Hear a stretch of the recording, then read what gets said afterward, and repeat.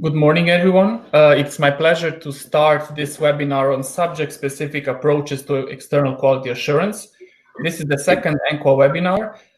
It will last for 1 hour from 11 to 12 Brussels time. The recording of this webinar will be published on ENQA website and also on our YouTube channel. You might have already joined our first ENQA webinar. It was on the HACA initiative. Harmonization of quality of African higher education quality assurance and accreditation, where our colleagues presented also, among other things, also the African standards and guidelines. Like I said, all our webinars are available on YouTube. So in case you would like to share this webinar or the previous ones with your colleagues, you're really welcome to do that. So let us start with first by introducing myself and the topic of this webinar. I'm Goran Đaković, ENQA Reviews Manager. I work in higher education for a decade now. I started at a higher education institution back in Slovenia, where I originally come from, and then I worked for several years in research, and doing administrative tasks such as management of research projects. Then I continued as a policy and project officer at the European University Association here in Brussels, and now quality higher education from another perspective, so external quality assurance of agencies, working as the reviews manager. About the topic of today's webinar, we will look at subject-specific approaches on quality assurance. We have two seemingly different perspectives on this, from engineering and music. I checked our membership just to provide a little bit of insight on how many of our members work on this particular topic or this particular approach, and I found out that there are approximately 1/5 of them that use subject-specific approaches on quality assurance. Such as CTI from France, working on engineering, then several German agencies such as AHPGS, ASIN, FIBA, covering fields such as health and social sciences, engineering, information science, business-related sciences, and so on. Then we have ABEPRO in Italy on theology. Our Russian colleagues perform professional public accreditations, such as in engineering, business sciences, and so on. Then for veterinary is covered by RCVS from UK and EIEV, the European agency covering, as I said, veterinary. About today's topic, it will be discussed, as I said, from two different perspectives, engineering and music. I have with me, at least online, two presenters, two colleagues, from first one coming from CTI, France, and the second one, well, a neighbor here in Brussels from Music Quality Enhancement. Marie-Jo is the executive director of CTI, and Linda Messas, the director of music. I will not go into the profiles of the agencies they are from, as I'm sure they will talk about their work and more generally about their agencies themselves. I will just briefly introduce them so that we don't lose time when it comes to introductions. Marie-Jo has been involved with CTI from 2008, if I'm not mistaken. She carried out different missions, first as an expert and then later on as a special advisor for international affairs at the French accreditation body for engineering programs. Since May 2016, she's the executive director at CTI. And our second speaker, Linda, she has been involved in the external quality assurance activities related to higher music education institutions since 2007.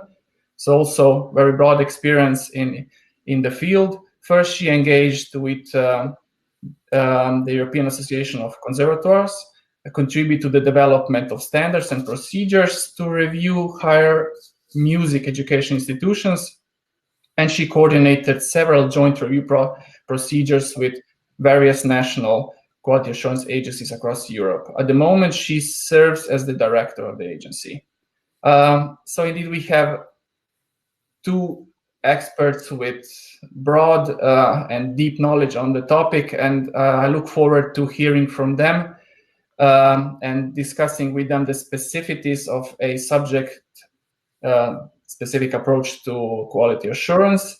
We will take a closer look on how these agencies handle thematic analysis, how do they involve stakeholders so that they make sure that peer-to-peer approach and is guaranteed, and that the subject-specific approach to quality assurance is handled properly.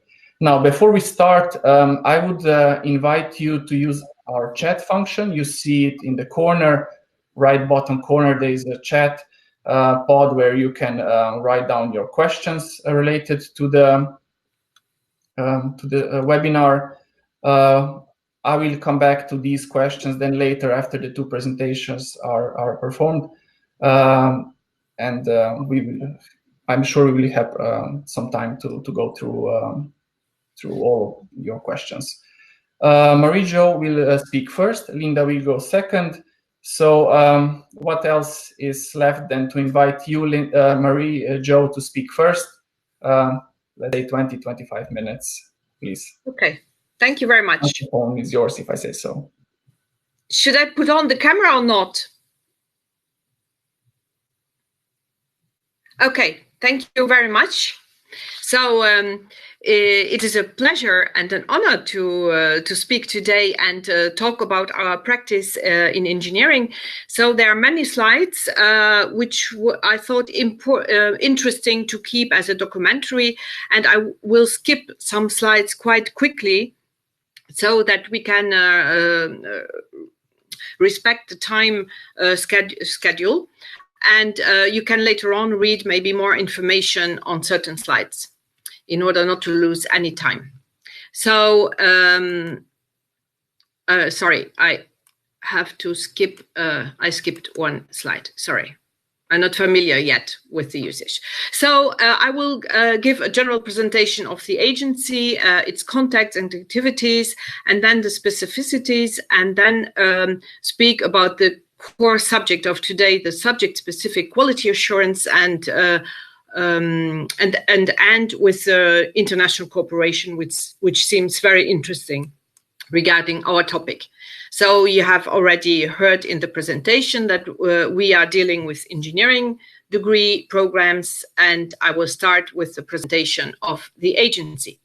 CTI is one of the oldest quality assurance agency in Europe, as it was founded in 1934.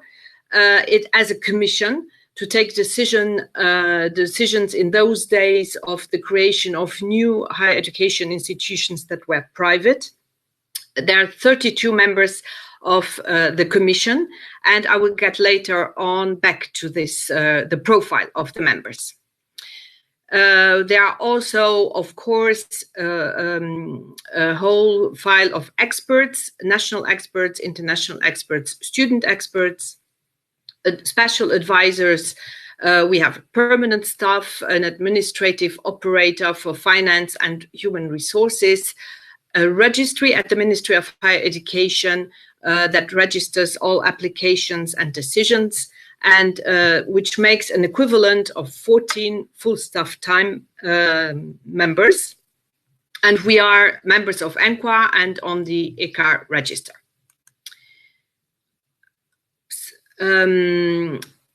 French engineering education, just to give this background, there are in France 200 engineering schools with different status.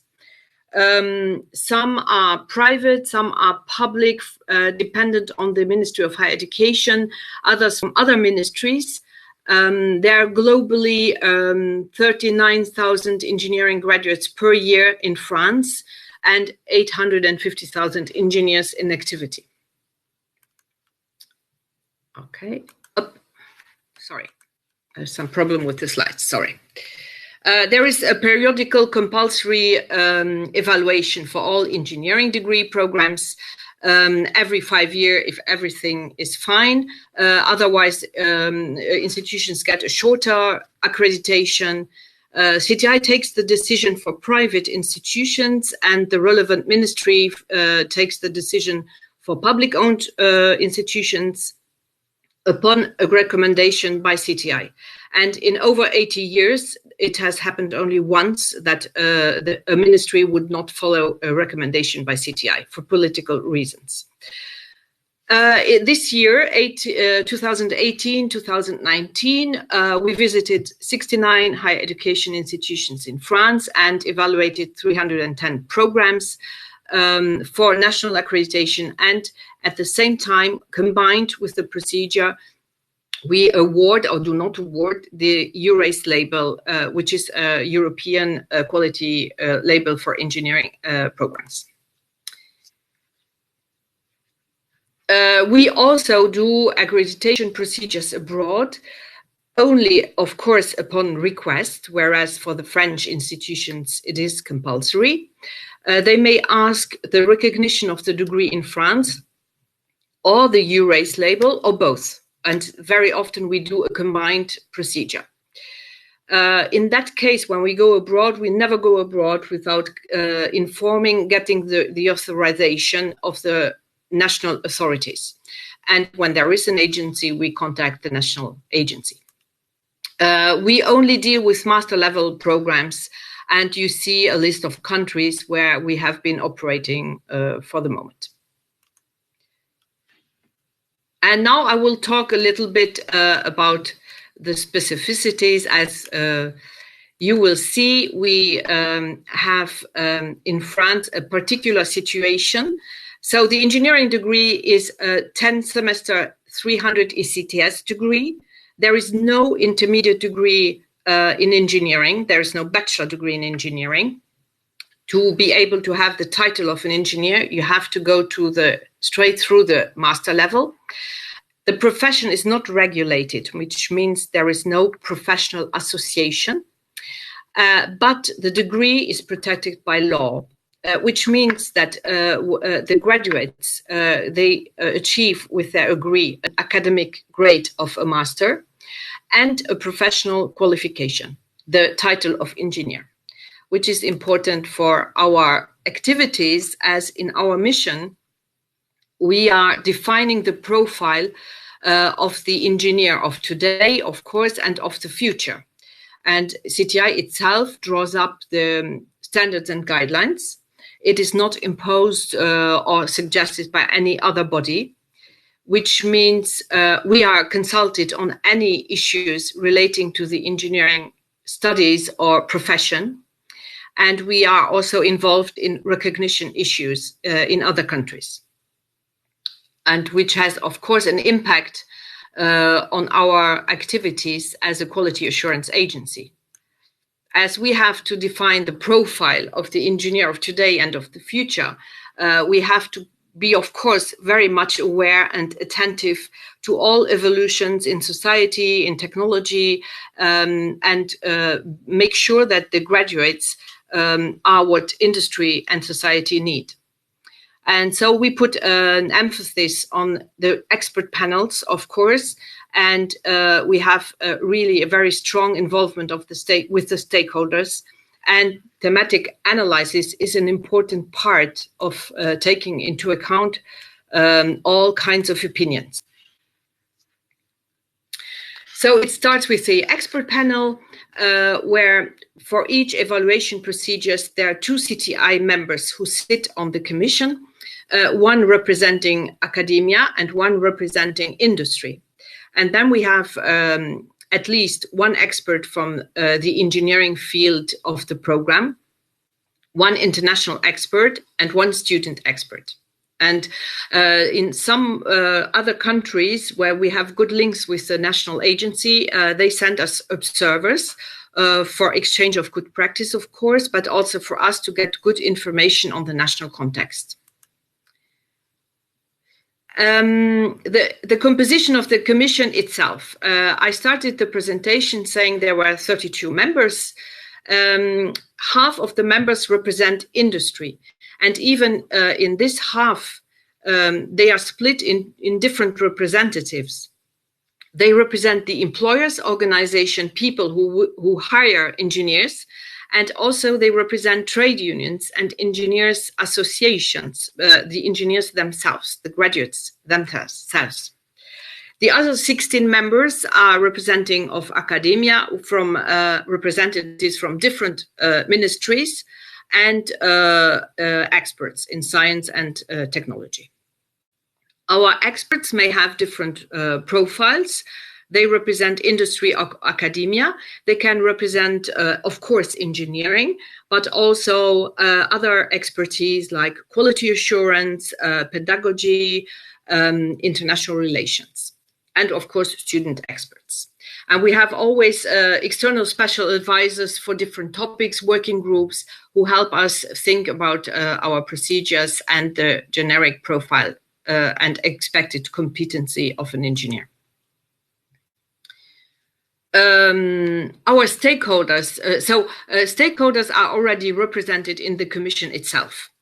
And then we have very close links with different organizations. So here I have just a list, which is not interesting per se, but you can look up the list later. They are national authorities, higher education and quality assurance organizations, for instance, the Association of Deans of Engineering Schools, the other ENQA registered quality assurance agency in France, HCRES.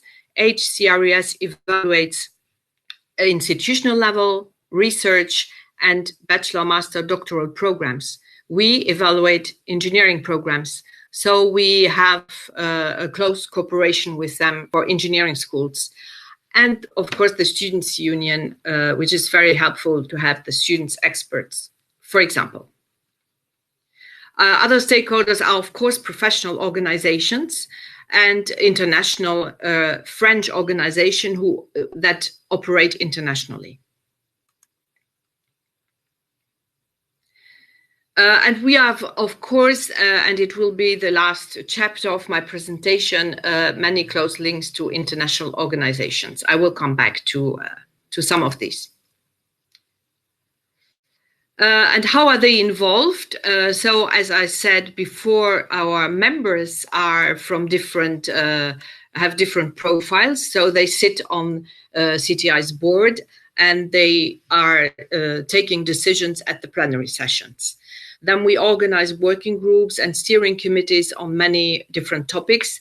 And I will finish my presentation with some examples, concrete examples. And so I will not insist now. We are, of course, our standards and guidelines are updated every 2 to 3 years.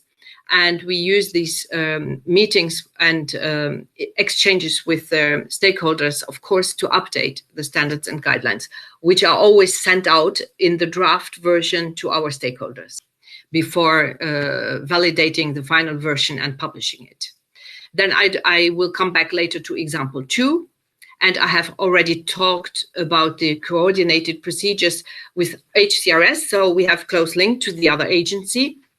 And for engineering schools, they had the workload to have HCRES evaluating at institutional level and research, and CTI coming in sometimes a year or 2 later for the engineering programs. So now we coordinate the procedures and try to go together to do the evaluations whenever it is possible. Then we are invited to give presentations, write articles at events, conferences of other organizations, and which is a means to exchange. I will talk later on this focus initiative. We make surveys of satisfactions amongst institutions, members, and experts. We do an annual graduate placement analysis of graduate engineers and the competencies and how they were, the expected program outcomes were knowledge by the companies who hire the graduates, and how the graduates themselves see the usefulness of the described program outcomes. And then we can organize individual meetings with higher education institutions or clusters of higher education institutions. Thematic analysis is a strong way for us to think about, to question ourselves about the program outcomes, the competencies. So we sometimes invite a guest speaker to our board meetings and plenary sessions. We update our standards and guidelines. There are the publications of the outcomes of our working groups and conferences. And of course, we analyze the surveys. We also address guidelines for improvement to the evaluated institutions, and at the end of a campaign, we analyze, of course, these guidelines and publish the results. We have this annual graduate placement analysis. We have a monthly newsletter and an internet site where we can publish all sorts of articles and analysis. We publish also a biannual activity report, and our representatives speak at conferences and publish. And we group a lot of these publications and articles in volume 4 of our standards and guidelines. And together, it's, of course, there's a strong link between thematic analysis and stakeholders. And so I have prepared 3 examples. One is our annual conference, which we organize in February every year to launch the upcoming campaign.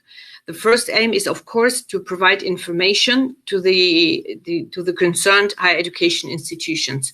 But by now, it is also a way to exchange with stakeholders, have workshops, and think together about evolutions. And so it is very successful, and normally most of the engineering schools attend. And for the last 2 years, we had to close the participations before the end of the delay because there were too many applicants for the conference we have foreseen. So those workshops is really a moment to listen to the higher education institutions. There are also companies who attend the conference or ministries. We exchange, and here is a small list of the topics that may be or have been in the past the subject of these workshops. And then we publish the proceedings of the workshops, the conclusions. The second example, I don't think if I skipped, I cannot see, just a second. I skipped one slide, sorry. No, it's okay. Did I slip? Sorry. Mixed up with the slides, I'm sorry.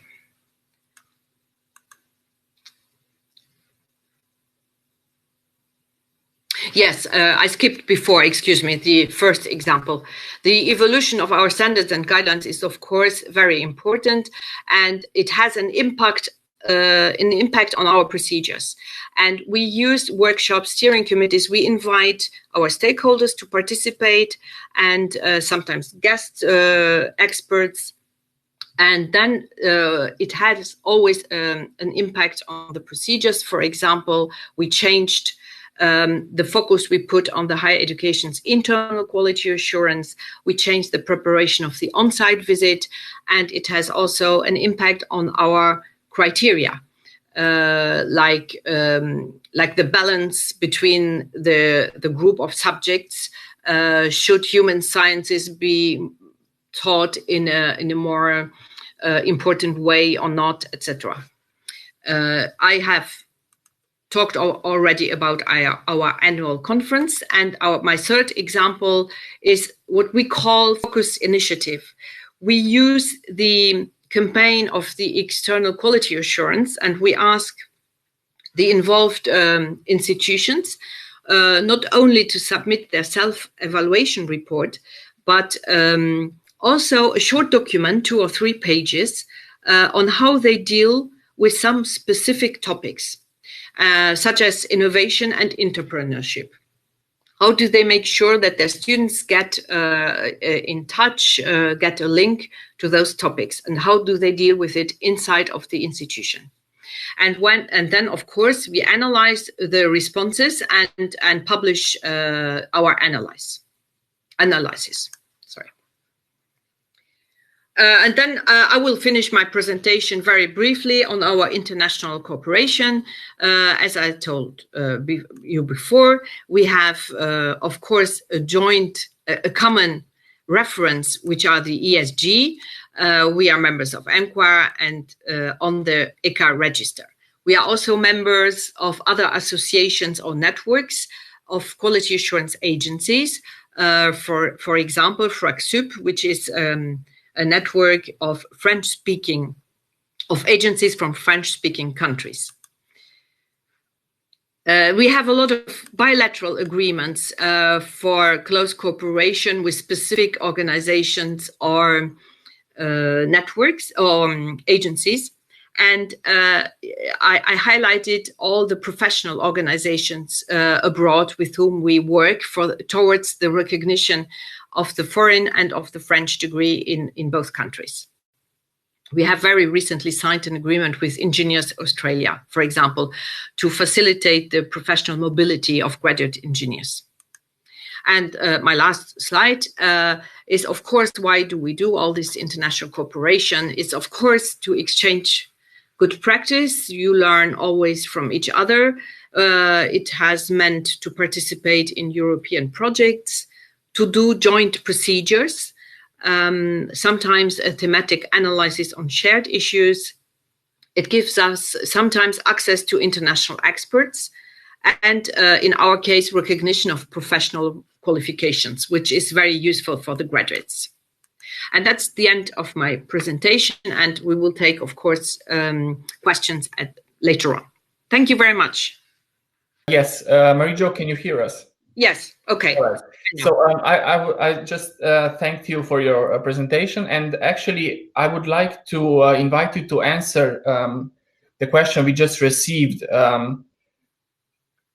through our chat box. This is because it relates directly to the methodology you use. So Shirley is asking, do your industry experts volunteer, or do you approach them to get involved? So if you could answer this question before I give the word to Linda. Yes, they volunteer. It's a bit the networking. Sometimes it's a spontaneous application. Sometimes it's because they know someone who is already a CTI member or expert.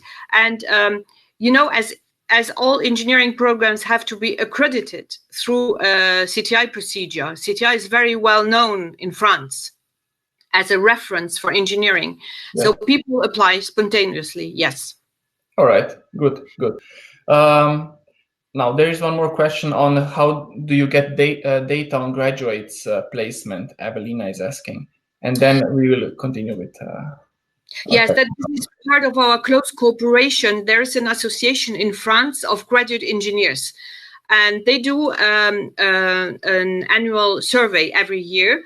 And we have a close partnership with them. And now we add every year a few questions. They ask any questions about the profile, the career of the graduates. And we can add every year a few questions that interest us specifically. All right, great. Part of close cooperation with the stakeholders. Yes.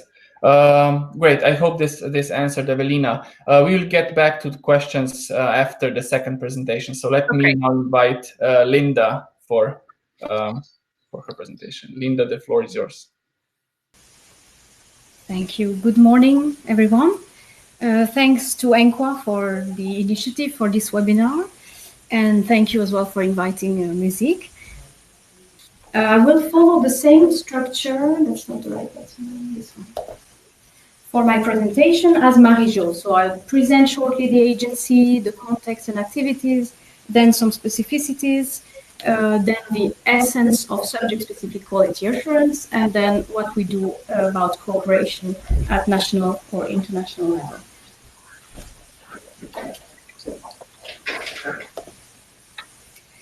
So MusiQuE stands for Music Quality Enhancement, and it means music in French. We are a European organization specialized in quality enhancement in higher music education. Legally, we are a foundation, and we've been established 5 years ago. We operate according to a stakeholders model. We have education on the one side and professional also represented in our organization. To give you an idea, we conduct approximately 10 to 15 reviews per year. The 3 founding partner organizations of MusiQuE are the Association Européenne des Conservatoires, Académie de Musique et Musikhochschulen, AEC, so this really represents education. The European Music Schools Union, EMU, they represent on the one hand the employers, because the graduates of higher music education, then some of them go to teach in music schools, and they also represent, in a way, the stakeholders from education as well. They also prepare pupils to maybe later on follow higher education courses. Finally, the European Federation of Music and Live Performing Organizations, PEARL, who represent the employers. MusiQuE is small. Our board is composed of 6 members, including a student who has a permanent seat. Our office is composed of 5 persons for an equivalent of 2.9 FTE at the moment. And we have on our register about 80 peers.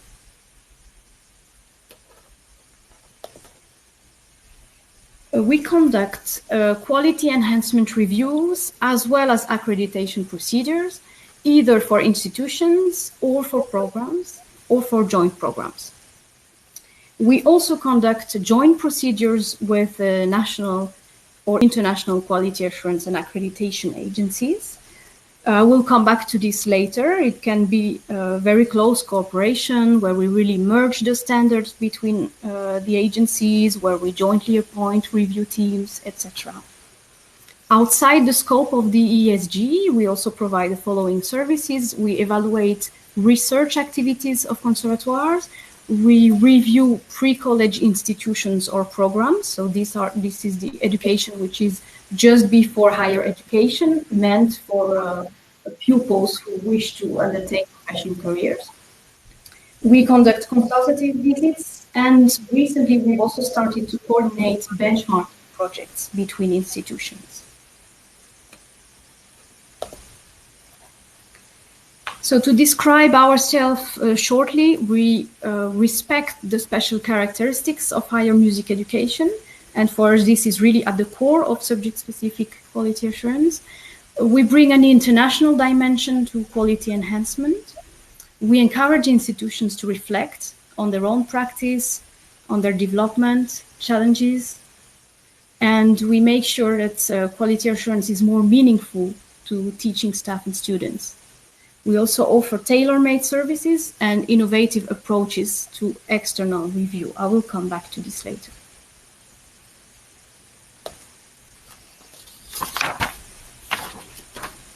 Here you can see on this slide our recent activities, so where we've been operating: Belgium, Sweden, Finland, Switzerland, Russia, Spain, United Kingdom, Poland, as well as Singapore and Thailand.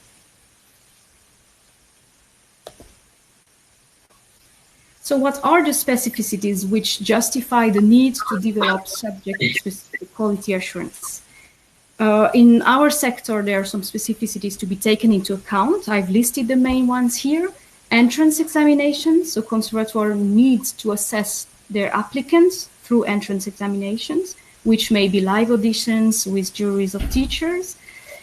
Secondly, for most conservatoire students, one-to-one teaching and learning is very important for the personal and artistic development of the student. The curricula also include ensembles, and the final projects will often be recitals or composition. So quality assurance must take this into account when dealing with teaching methods, for example, or student-staff ratio. The duration of studies may also be longer than in other disciplines. Of course, obtaining a high artistic level depends on mastering technical and intellectual challenges, but also on acquiring artistic maturity. So these various elements here are also mean that higher music education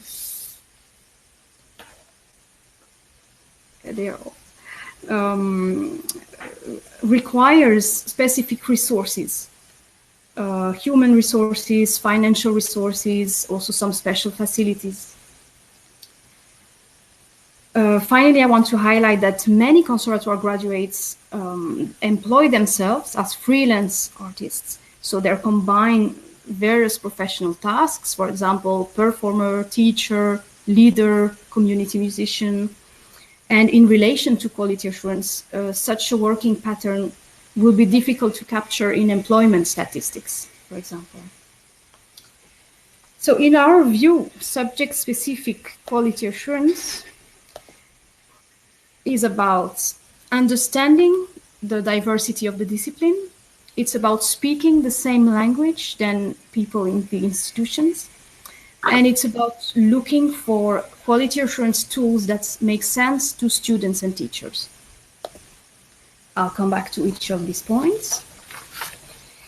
Beyond understanding and taking into account the specificities of the sector which I was referring to, the concept of quality itself needs to be understood.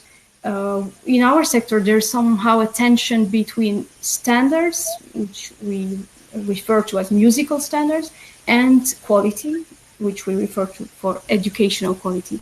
So the music sector has actually always been quite focused on musical artistic standards. There are constant evaluations of students in public, so they're constantly judged. The teachers will be hired based on their reputation and their artistic skills. And so let's say the Bologna aspect, the educational quality, which was introduced through the Bologna reforms, is fairly new in the sector. For example, what has to deal with organizing the curriculum, giving a feedback to students after their concerts, checking if the facilities are appropriate, etc. This is quite new to the sector. And it's important for us that these two concepts are really brought together when we talk about quality assurance. Speaking the same language. First of all, we also work with subject-specific peers. Our teams are exclusively composed of musicians, of course, with various sub-expertise, could be jazz, early music, could be research, and they are all international, so we don't usually take experts from the country where the institution is based, but we are also flexible with that if the institution asks for this. We work with subject-specific standards. So we have developed 3 sets of standards. Music standards for institutional review, for program review, for joint program review. You can find them online, and they've been based on the ESGs, and we sometimes refer to them as a musical version of the ESGs. In relation to the stakeholders' involvement, any members of the 3 partner organizations of music is able to suggest changes, as well as reviewers and reviewed institutions. And this is just to give you an overview of the domains we are looking at in our standards. And as you can see, they're very close, at least the domains, to the domains looked at in generic quality assurance. For example, in our case for the domain 8, public interaction, we are interested in how the institution engages with cultural, artistic, and educational contexts, or with how it promotes links with music and artistic professions.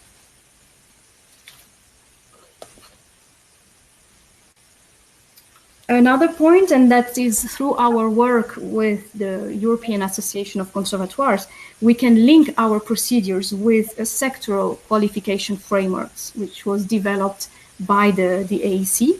and it has learning outcomes for the higher music education sector. So that's another way to frame our procedures into the discipline.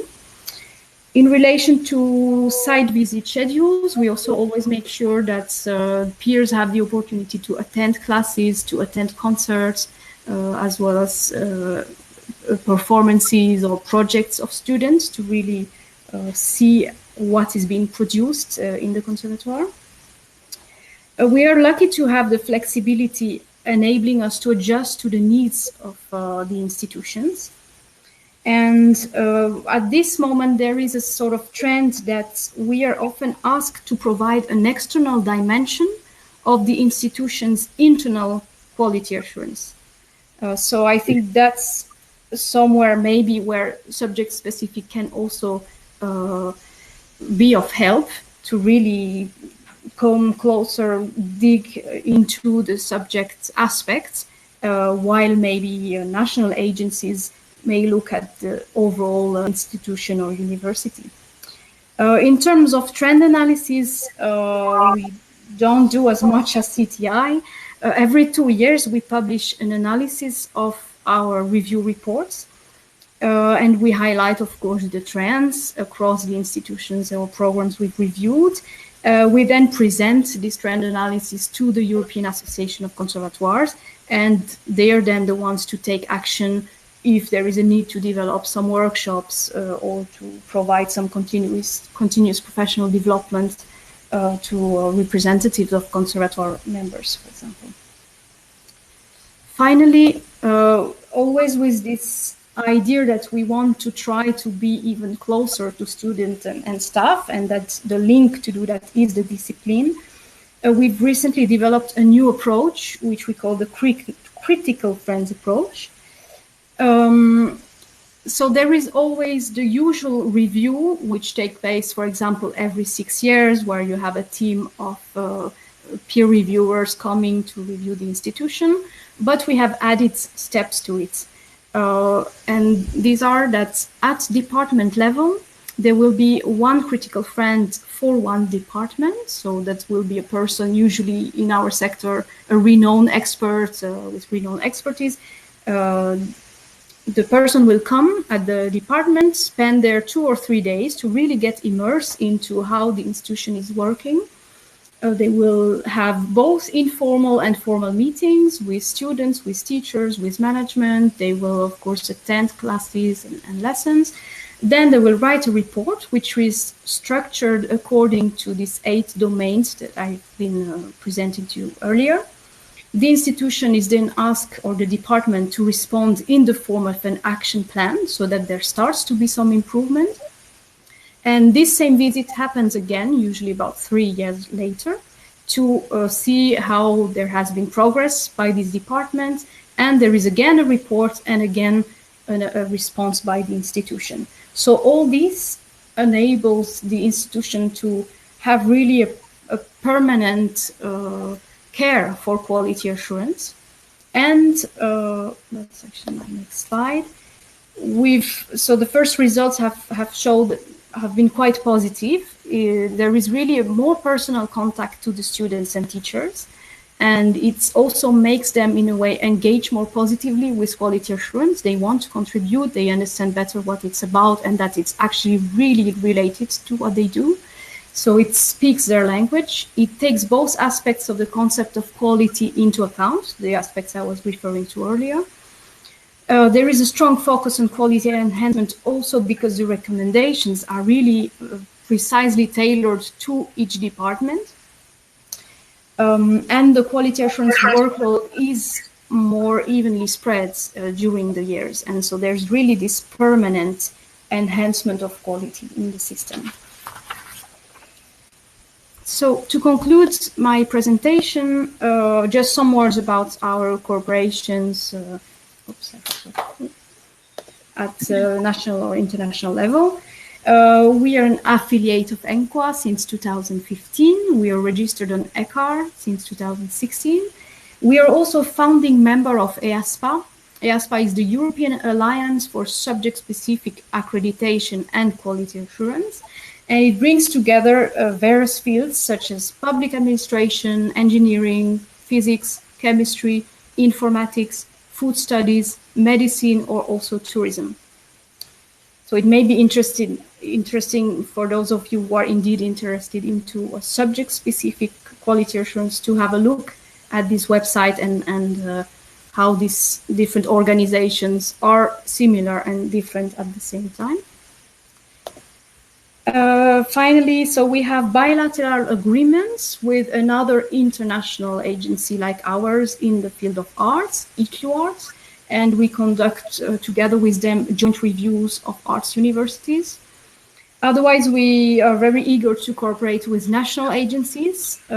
For example, we've cooperated in Belgium with ICAS, in Germany with ZEVA, in Russia with NCPA, in Estonia with ENQA, or in Spain with ACU Catalunya. Sometimes we are asked to conduct the whole procedure and simply deliver a report which is then approved by the national agency. And in other cases, actually most of the time, it's really a truly joint process. So we are really exchanging practices all the time and discussing at each step of the procedure how we are going to handle with this next step together. So if we need now to appoint the review team, how are we doing this jointly and who takes care of that? So I think it's very enriching for both partners to do this. And because we operate everywhere in the world, actually, our reviews are mostly in English. And this is sometimes, of course, a problem also with the institution. So we try to offer more languages.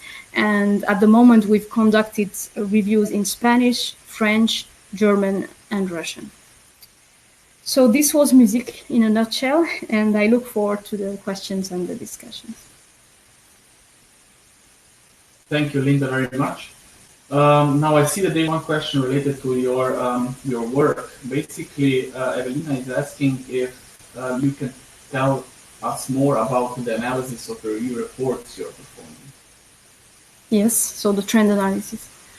Yes, so... thank you once again. Thank you, Linda, for your presentation. I see that we already have one question related to the methodology of basically related to the work of your agency. Evelina is asking to tell us more about the analysis of review reports and also who is the critical friend usually, how you choose him or her. Yes, thank you for the question. So the analysis, it's about, so the trend analysis. We actually commission one person, it can be someone from our register or otherwise an external expert, to really read through all the reports we've produced in the last 2 years. And so then this person is asked, so as we are not such a big agency, it's not too problematic. And then this person is bringing together all the, it's really looking into the recommendations which were made by the review teams. So when there are trends, we identified, for example, I think that's not new, that institutions, they have difficulties really to formulate a clear mission and really a mission that's meaningful. We also identified that there were some issues between the link between the learning outcomes and the assessment procedures. So it's really looking at all the reports and trying to find out what was similar, what findings were similar in institutions, or which points of developments were pointed out. And concerning the critical friends, we had actually a discussion about that. We identify indeed some competencies that they need to have beyond the usual reviewers. And we still, however, decided to have only one register with all our peers, and to so it's really the usual profile you would have. It's still someone who is very experienced with teaching, learning, if possible as well, management, and also quality assurance. I think the only really extra thing is the need for this person to really analyze and also write the recommendations. and that this person needs to have a good contact. So it's also about the behavior of the person. But we've really developed some separate guidelines about that. But we have everyone listed in our register for both types of procedures. Thank you, Linda. Now, you mentioned that you work, let's say, with Accreditation also to perform joint accreditation. Melinda is asking if an institution would like to question or appeal the outcomes of a joint review with another national agency. How do you proceed? That's a good question. Well, I think that would be the same. Well, it didn't happen yet. I think it would be the same when it's really a truly joint process. I think we would first need to consult with the agency in question to compare our appeals procedure and discuss. Probably it would be about discussing which agency is taking the appeal. So that's a good question. It never happens, and maybe so I can take it into account. The CTI experience. We have joint procedures with other partner agencies, and we never had the experience either. All our agencies have an appeal procedure, but at national level or internationally when we are alone. But we have never had the experience of an appeal when it was a joint procedure. So I would say that we would consult. It is joint, so even the appeal will be a joint. I see. Thank you, Marie-Jo, also for your input. Now, I see that, let me check what, there are no more questions. So I have the final one for both of you, if I may. So if an agency would decide today to start with a subject-specific approach as an additional activity or refocusing its strategy, what are the 3 advice you would give them?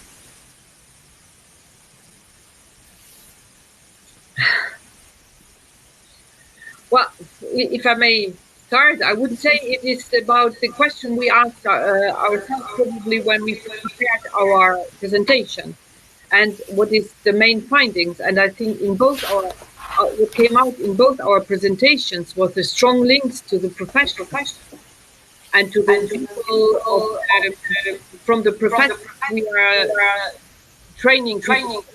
In Linda's case, it was musicians, and in our case, it's engineers. We need experts of field, and you have to have a strong link to professional organizations or experts in the field, I would say. Mm-hmm. All right, thank you. Linda, anything to add? Yeah, I would just give one advice, which is work with us, I think.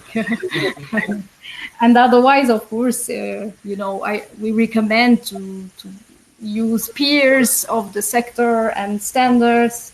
But I think the subject-specific agencies, they're also there for that. Even if it's just about meeting and connecting about this, it doesn't have to be engaging in the whole procedure with us. But I think we can also provide some expertise to facilitate the tasks of some national agencies.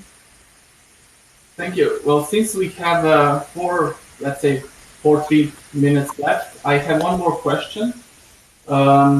We have learned a lot about the specificities of your methodologies. How do you establish peer-to-peer reviews, the stakeholders, how do you involve them?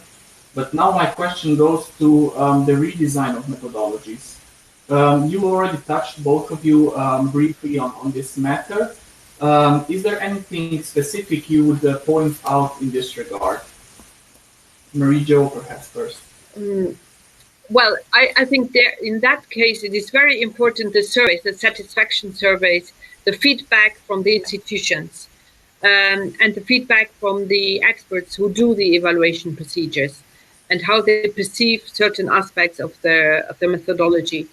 You have to listen to the people and then make it evolve.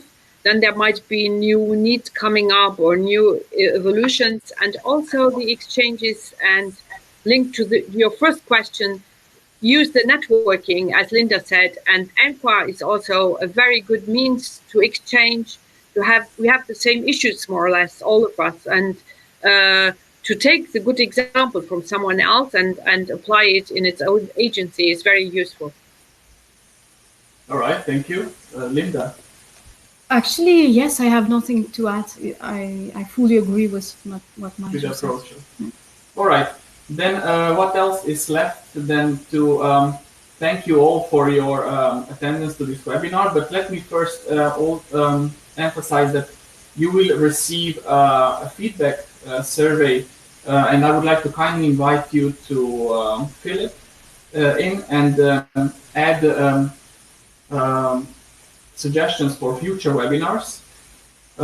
We would really like to hear you and listen to your wishes when it comes to our future webinars. I would like to thank both our speakers, Marie-Jo from joining us from France, and Linda from Brussels. And let me conclude by inviting you to our next webinar. It will be on Dakar, co-hosted by EWA and ECHAR. It will be held on 27th of June from 2 to 3 o'clock Brussels time. We will provide you with the link to the webinar as well, so in case you have time or are interested in the topic, please join us. Thank you again for your attention, and we look forward to meeting you also through this channel once again. Thank you. Thank you. Perhaps final words from Linda or Marie-Jo? No, perfect. Your conclusion was perfect. Thank you very much for inviting us. All right. Well, then have a nice weekend, and see you at the next webinar. Bye-bye. Bye. Bye-bye.